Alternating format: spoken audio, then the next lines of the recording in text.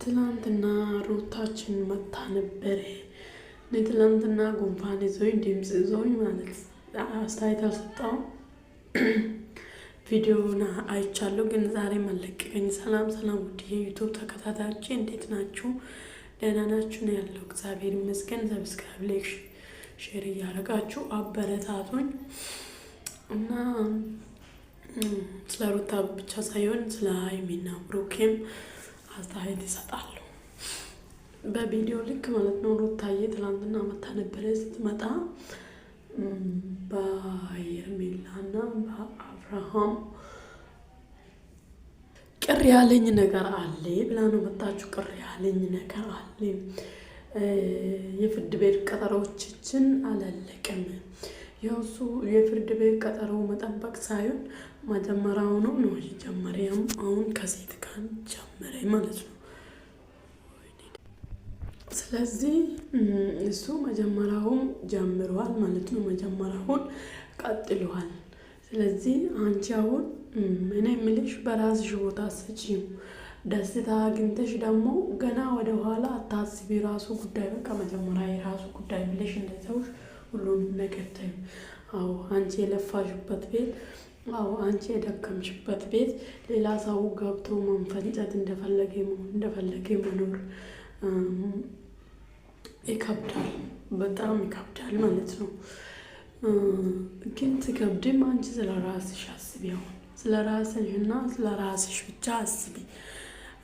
ምክንያቱም አንቺ ካለሽ ሁሉም ነገር ይመጣል፣ ችግር የለም። እንደፈለገ አንድ ሰው ላይ ግፍ ሰርተን አንሄድ እንጂ ግፍ ሰርቶብን ከሄደ እኮ ራሱ ጉዳይ። አንቺ በደንብ ጠንክረሽ ከንቡላል ትሰራለሽ፣ ታገኛለሽ። ንብረት ምን አልፈልግም ብለሻል። እሱ በቃ እሱ ህሊናው ካልፈለገ፣ ህሊናው ካልወቀሰ አሁን እዛ ቤት ገብተሽ አንቺ ገና መጀመሪያ ደስታ አግኝተሽ ወደ ኋላ ተመልሰሽ ከነሱ ጋር ጭቅጭቅ ውስጥ ብቻ እንዳገቢ፣ ጭቅጭቅ ውስጥ እንዳገቢ ማለት ነው። ደስታ አግኝተሹ በቤተሰብሽ ደስታ አግኝተሹ ማለት ነው። ይሄ አቤላ ደግሞ ሁልጊዜ ማለት ነው በአንድ ነገር ነው የሚወቅስሽ። ከዚህ በፊት ሰው አምነሽ ልጅ ባይኖር ልጅ የራሱ ላይ ሲሰራ እንደዚህ ይላል። አንቺ ላይ ሲመጣ ለምንድን ነው እሱን ራሱ የምታስጠጊው? እሱ እኮ ምንም ለአብርሃም ነው የሚወግነው እንጂ ለአንቺ ምንም። አሁን ነገ ይመጣል።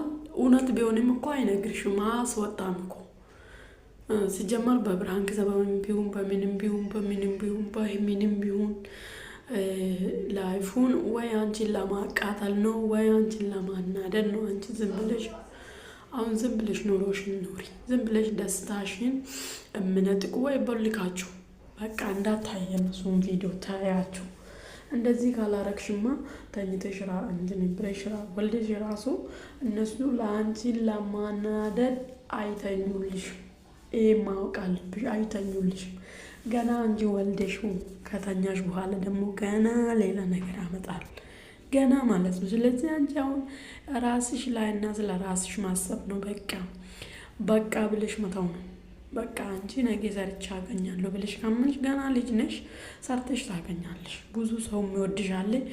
ነገ ወልደሽ ከዚህ ካነሻ በሌላ አይዳ ብትመጪም በሌላ እንትን ብመጪም ህይወቱን ለምን ጀመረ የለንም። ግን የኔ ቤት የኖርኩበት ቤት ውስጥ መሆን የለብም እንዳልሽ እሱ አፍሮበት እሱ ህሊና ወቅሶ ካላደረገ አንቺ እሱን መመለሰችም። ከዚህ በፊት ሞክረሹ እሱ እኔ ሰው ያለኝን ሳይሆን ህሊና የፈቀደልኝ ነው የሚያደርግ። ህሊና የሱ ህሊና ደግሞ ይህን ነገር ከፈቀደ አንቺ እሱን መመለሳችም። ወጥሽም ተናገርሽ ምንም ሆንሽ እሱ አይቀይርም ከሆነ ያንን ነገር አይቀይርም ማለት ነው። ስለዚህ ገና ነው የሚያቃጥሉሽ። ይህን መዘጋጀት አለብሽ። ይህን ወይ ከነሱ ህይወት ካራክሽ በስተቀር ተኝተሽው ራሱ አተኝም። አንቺውን ወልደሽው ራሱ አይተኝም። ገና ብዙ ነገር ያደርጋሉ። ስለዚህ እነሱ ሰዎች ቪዲዮን ገብቶ እንዲያዩ ያን ፎቶ ይለጥፋሉ፣ ያን ያደርጋሉ፣ እንደዚህ ያደርጋል እንጂ ደግሞ እሱ መድገብሽ የለም። ስለዚህ እና አንቺ አሁን ህይወትሽን ብቻ መኖር አለብሽ። እኔ የምነግርሽ ይሄ ነው። ስለ ሀይሚና ብሩክ ልናገር እያሉ ቪዲዮ ለቁብኝ። ሰብስክራይብ እያደረጋችሁ አበረታ